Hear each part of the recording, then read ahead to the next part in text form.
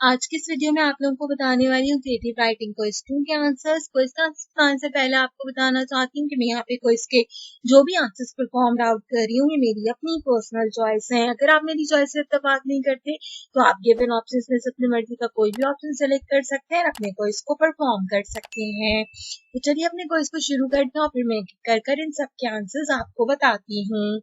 सबसे पहले मैं आपको यहाँ पे बताना चाहती हूँ कि मैं इस क्विज को 31 जुलाई को परफॉर्म आउट कर रही हूँ। तो आप जब भी किसी क्विज के वीडियो देखें आपने मेक श्योर करना है कि वो आपके अपने बैच का ही क्विज होना चाहिए। सबसे पहला क्वेश्चन है यहाँ पे vigilant and Sherlock Holmes are the example of which genre of the friction writing?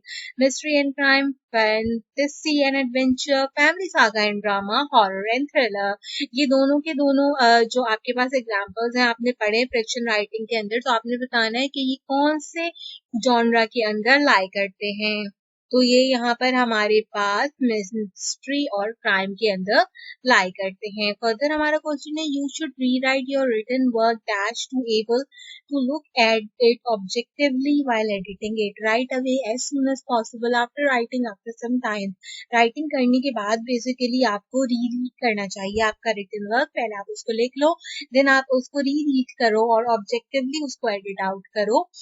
यहाँ पर राइट अवे करोगे तो फिर आप जो लिख रहे हो आप उससे जो है वो डिसइंटरेक्ट होगे। एज सुन एज पॉसिबल भी आप कर सकते हो, लेकिन एज सुन एज पॉसिबल और आफ्टर राइटिंग एक ही बात होती है। अगर आपको एज सुन एज पॉसिबल से मुराद ये कि अगर मुझे कोई चीज लिखते हुए या बोलते हुए पता चल जाती है कि हाँ मैंने ये चीज गलत बोली है तो मैं उसको at the spot he correct out कर लूँ, लेकिन हमें ये करना चाहिए कि हमें लिखने के बाद एक बार गो थ्रू करना चाहिए एंड देन जो है यहाँ पर इसे कंपाइल करना चाहिए। फर्दर हमारा क्वेश्चन है when writing a greeting card for a client you need to make the content original, something they have never seen before, similar to the previous greeting card, only specific for one targeted group, without considering the occasion. Without considering the occasion नहीं होना चाहिए, original, something they never seen before को हम यहाँ पे checkout कर सकते हैं, या similarly to previous greeting card भी आप यहाँ पर लिख सकते हो। लेकिन ये नहीं है कि आपने जो प्रीवियसली लिखा हो आप जो है क्या कहते हैं उसी को यहाँ पर दोबारा से राइट कर दो। Only specific for one targeted group, one targeted group के लिए भी नहीं लिखना चाहिए।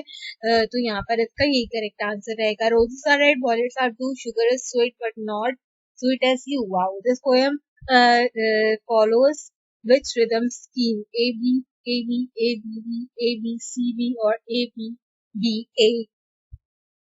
वैसे तो ये यहाँ पर ए बी सी बी में आनी चाहिए, बट ऑल दो ये राइम जो थी वो बहुत जबरदस्ती that roses are red, violets are blue, sugar is sweet but not as this will be a good interaction. Further question है what is the mean of glide? Glide का move क्या मीनिंग क्या होता है? To move fast, to move with smooth quite continuous movement, to move on the right path और swimming. तो वैसे glide करना मतलब होता है कि आपने बहुत स्मूथली किसी चीज पे आपका मोशन जो है वो परफॉर्म किया है। फर्दर क्वेश्चन है minor grammatical mistake in your writing can be improve using which of the following applications? Grammarly will be the answer क्योंकि जिसके Grammarly को and just cache को सपोर्ट करता है, तो Grammarly यहाँ पर करेक्ट आंसर है। बाकी Google, Spinner Sites and Blog will be the other options. Further question है character development is the important part of dash blog, comedy, story, poetry. तो story will be the correct answer.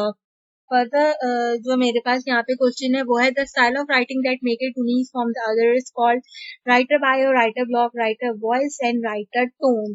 तो style of writing आपने बताना है जो कि किसी भी कंटेंट को अदर कंटेंट से यूनिक बनाता है।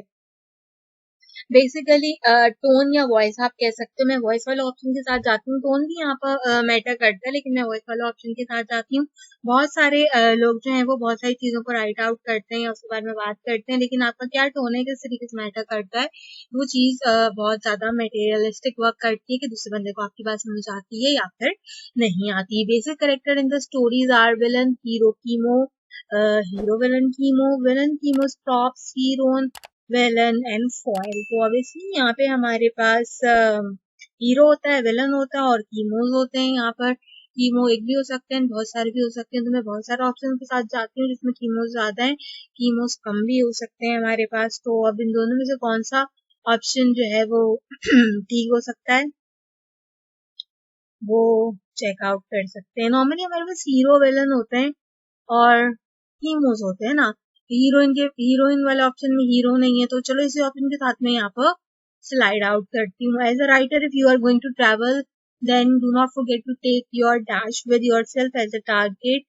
Is a great photo opportunity. Sketches and pencil can okay. Smartphone and cameras will be the answer. उन्होंने पूछा अगर आप एक राइटर हैं और कहीं पे ट्रेवल करते हैं तो आपको आपके साथ क्या चीज नहीं लेनी चाहिए, क्या चीज फॉरगेट नहीं करनी चाहिए आपको, ताकि आपको ग्रेट फोटो अपॉर्चुनिटीज मिले।